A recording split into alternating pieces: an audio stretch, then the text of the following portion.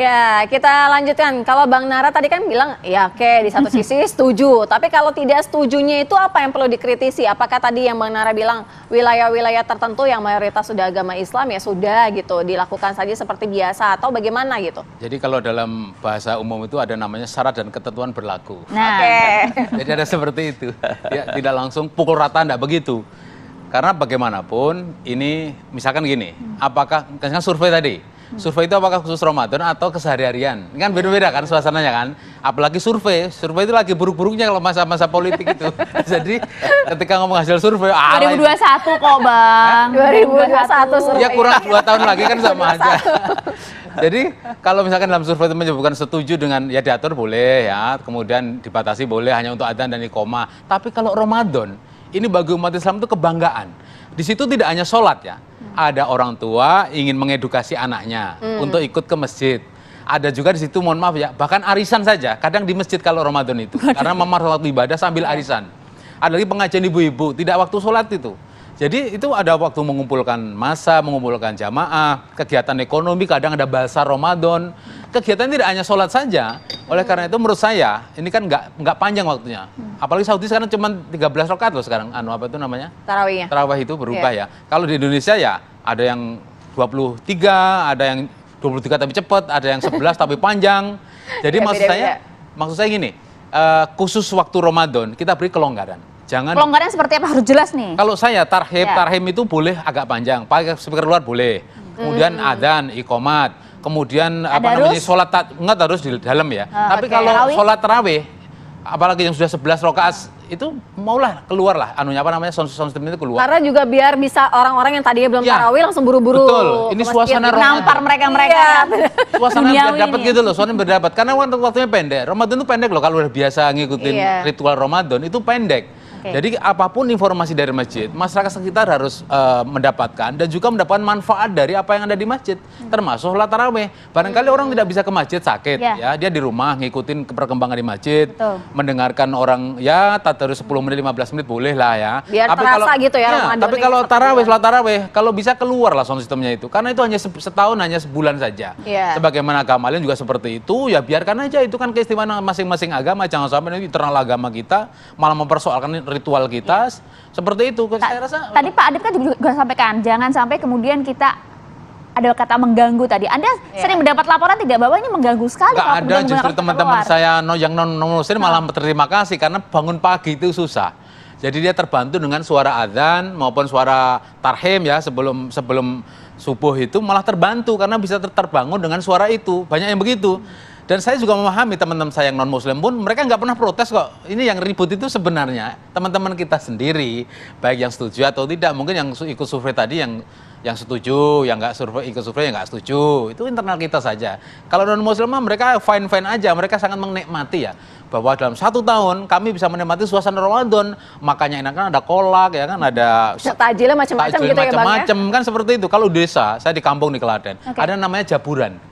Jaburan itu dibagikan makanan-makanan yang dibawa oleh jamaah kepada seluruh jamaah masjid. Itu bentuk silaturahim. Nah, silaturahim ini tidak dalam sholat, tapi di antara sholat dan sholat atau setelah sholat tarawih. Itu mereka silaturahim. Bahkan itu sudah ada ceramah segala. Yang tidak bisa hadir yang sakit, dia mendengarkan dari toa atau sound system masjid. Itu manfaatnya. Jadi tidak hanya sholat fardu, sholat sunat saja, nggak begitu, tapi silaturahim ini yang penting. Bagian dari siar tadi. Nanti puncaknya waktu Idul Fitri seperti itu. Jadi ya mereka bersilaturahim keliling-keliling tetangga. Tapi khusus untuk epicentrum masjid, ya epiwork masjid. Ini yang perlu kita atur adalah supaya mereka saling memahami, saling menerima dan tidak mengganggu tadi loh. Istilah mengganggu harus dibetulkan. Jangan sampai kata ibadah kok malah mengganggu. Jadi sensitif nih kalau ngomongin mengganggu ya, Pak Adip. Ya, jadi kita juga di tahun 2024 ini kita juga mengeluarkan edaran terkait dengan syiar Ramadan itu. Jadi kita mengeluarkan SE nomor 1 tahun 2024 yang tadi memperkuat apa istilahnya bagaimana umat Islam itu meningkatkan syiar di bulan Ramadan itu. Antara lain salah satunya adalah memperbanyak kegiatan-kegiatan di masjid itu dengan ceramah Ramadan, pengajian Ramadan yang isinya adalah untuk memperkuat tadi persaudaraan, silaturahmi. Apalagi ini kan pasca pemilu itu kan. Jadi kita juga mengeluarkan edaran itu, edaran terkait dengan agar imbauan kepada masyarakat, khususnya umat Islam untuk memperbanyak kegiatan-kegiatan di masjid dan musola dalam rangka menghidupkan bulan Ramadan itu ya. dengan ceramah, kuliah Ramadan yang isinya itu memberikan pencerahan berupa mempererat persaudaraan, sehubungan pasca pemilu ini. Iya. Dan tidak hanya itu, juga di edaran itu eksplisit menyebutkan bagaimana mengimbau kepada kita semua umat Islam untuk lebih mengoptimalkan zakat, infak, Ya, jelas di sedekah sana, ya di bulan Ramadan dalam rangka meningkatkan kesejahteraan umat. Jadi jangan hanya membaca SE yang sudah lama itu, SE yang sekarang juga kita perlu baca. 2024. Tapi untuk catatan yang tadi sholat tarawih harusnya boleh lah apa Ya, itu sekali lagi. suasana Ramadannya di sana gitu. Sekali lagi itu sudah selesai, itu perbincangan itu sejak tahun 2022, diskusi tentang surat edaran nomor 5 tahun 2022. Ya artinya sah-sah saja kan dilakukan seperti itu kan, tidak ada pembatasan. Ya, tertentu kalau gitu. Karena biar kalau pas dari juga gitu bulan kalau dari sisi suci Ramadan. kita sebenarnya kita lebih pada mengedukasi saja bahwasanya memang betul yang disampaikan oleh Pak Kiai Khalil tadi bahwa itu adalah salah satu syiar. Tapi saya katakan sekali lagi bukan satu-satunya syiar sekarang itu dengan cara menggunakan pengeras suara. Sekarang sudah di TV One juga syiar itu kan di bulan Ramadan itu kan di media-media apalagi sekarang sudah menggunakan media sosial dan lain sebagainya. Justru itulah yang harus kita perkuat di sana. Tapi maaf Kiai, memang surat edaran yang tahun 2020 nomor 1 2024 itu memang kental Iya. toleransi. Di situ saya baca 3 kata toleransi yang ada di dalam himbauan itu. Sudah baca juga Bang Nara? Udah lah. Tapi yang sebelum-sebelumnya nggak ada kata toleransi. Maksudnya yang tahun-tahun Yang mau lampau. disampaikan apa? Yang mau disampaikan apa? Bahwa ini kayaknya motif untuk toleransi tanda petik. Ini yang mau diedukasi bahwa itu adalah bentuk toleransi, itu bentuk toleransi, itu bentuk toleransi. Yang pada tahun sebelumnya surat edaran itu nggak ada kata toleransi itu. Sekarang sampai 3. Artinya itu kalau menurut biasa orang yang mentafsir Al-Quran itu kalau katanya lebih dari 1, lebih dari 2, itu ada Penekanannya maksudnya. apa? kan? Penekanan Maksud- gitu? Penekanannya di situ. Menurut saya ya. Tapi memang selama ini banyak yang nggak toleransi gitu artinya. Sebenarnya masyarakat toleran, cuma nggak tahu namanya. Maksudnya mereka udah toleransi, tapi itu adalah bagi masyarakat itu kata-kata baru bagi mereka. Nggak tahu itu apa sih kalau kita membiarkan agama lain melarang kita landing pesawat, melarang kita keluar rumah, itu toleransi karena membiarkan. Kalau dalam kamus Anda akan baca toleransi itu membiarkan, bukan mencegah, bukan membiarkan ya yang mereka keyakinan begitu, ajaran begitu dibiarkan supaya mereka nyaman. Coba kalau kita beribadah selalu ada kata-kata jangan mengganggu ibadah kok kesannya jangan mengganggu. sampai Kan kata-kata begitu, kan? seperti itu. Ya, baik. Pak Adip, tapi kita paham betul bahwa ini bentuknya surat edaran, himbauan, bentuk edukasi. Tapi bagaimana kemudian agar hal ini efektif juga dipatuhi oleh seluruh musola, masjid? Karena kita tahu berapa tahun terakhir ini sejak bertahun-tahun surat ya. edaran 2022 nggak efektif juga. Ya. Kalau kata dipakai itu waktu menghimbau sambil ngirim sound system tadi mungkin agak efektif sama operatornya. Tapi kalau yang menghimbau saja itu gratisan itu. Iya, iya. Gimana Pak Adip? Biar lebih Oke, tegas ya. lagi gitu. Ya memang kita wahana edukasi itu salah satunya antara lain melalui seperti acara hari ini ya dengan TV One. Menghimbau kepada seluruh umat Islam, umat beragama untuk tetap menjaga hubungan baik begitu ya. Dan itu sudah terjalin di Indonesia ini. Tetapi kan kita harus tetap terus menjaga dan merawat lah kira-kira begitu. Dan itu bagian penting dari proses merawat itu dengan adanya edukasi itu. Dan untuk itu saya kira keterlibatan dari semua elemen tokoh masyarakat untuk bersama-sama membangun kesadaran tentang pentingnya kita menjaga khusyuan di dalam beribadah, esensi dari ibadah itu sendiri ya untuk mendekatkan diri kepada Allah begitu ya. Untuk kita lebih dekat taqarrub ilallah itu kan saya kira juga menjadi wahana edukasi untuk kita semua. Dan itu tidak hanya melulu pemerintah saya kira. Tokoh masyarakat, tokoh agama, kita semua termasuk media. Bagaimana edaran itu bisa efektif, bisa dicerna, bisa dipahami oleh masyarakat bahwa tujuannya adalah baik seperti yang tadi disampaikan, sehingga kita harus memaknainya bukan melarang. Dan Kemenak merangkul semua tokoh-tokoh itu. Kita merangkul semuanya. Kementerian Agama itu merangkul semua agama, begitu. Jadi maka disitulah pentingnya kita ya duduk seperti ini, menyampaikan kepada masyarakat apa sih tujuannya? Tujuannya baik kok, bukan tujuan yang tidak baik.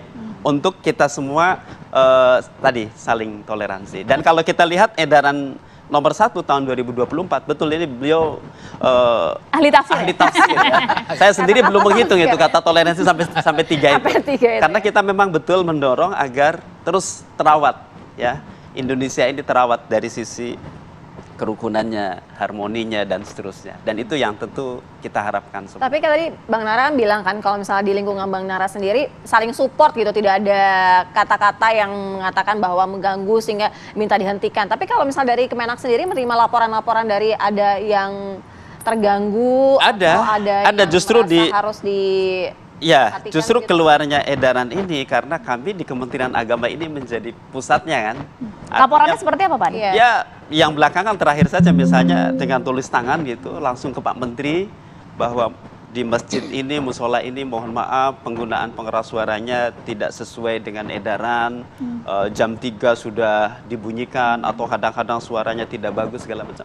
Itu ada. Nah, Dan itu kita tindak edukasi lanjuti. artinya harus ada jam-jam tertentu kali yang harus Kan di surat diperbolehkan edaran atau- itu sudah disampaikan terkait Ya, dengan mungkin penggunaan ada yang tidak pengeras membaca suara luar. dalam surat edaran Ya, di begitu. surat edaran itu sebenarnya bagaimana masjid musola itu membuat ada suara luar Iya. dan suara dalam, gitu ya. Iya. Tapi memang tidak semuanya masjid dan musola itu Iya. punya. Iya. Betul kata Bang Nara tadi, perlu keterlibatan kita bagaimana mensupport ya. Tapi kalau berdasar laporan orang masyarakat, itu kalau maunya begitu, mungkin yang melaporkan bahwa kami terbantu dengan suasana ini juga banyak juga. Iya, Pak Kiai harusnya sebentar. disampaikan ya. Pak Kiai Al-Nafis, singkat saja Pak Kiai terakhir, silakan. Ya, saya pada prinsipnya edaran pengaturan itu penting. Tetapi tidak perlu ada konsekuensi tindakan. Karena ini adalah tidak ada pelanggaran yang menyakitkan dalam tanda petik sampai pada tingkat pidana.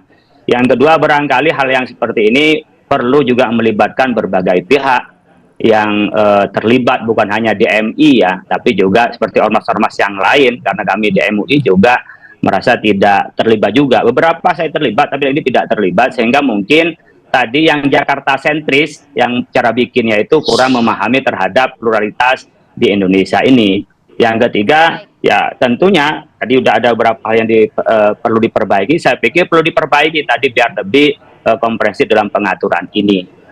Yang saya ingin pesankan terakhir, jangan sampai dengan kita ingin mengatur pengeras suara, memang ada alternatif syiar, tapi syiar yang ada tidak berarti dimatikan atau mungkin dilemahkan, tapi tetap pada arah yang benar dan juga nyaman gitu ya. Makasih. Oke, Baik. baik. Terima kasih banyak Pak Kiai Al-Nafis, terima kasih Bang Terima Nara, kasih, Pak Pak Adib, Kiai. terima Bang kasih. Nara, terima kasih. Bolehlah diajak Terima kasih. ngopi nih Pak Kiai. Ya. Padahal sudah ngopi terus tiap hari. Terima Masing-masing kasih tapi. banyak. Terima kasih banyak. Assalamualaikum. Waalaikumsalam warahmatullahi wabarakatuh.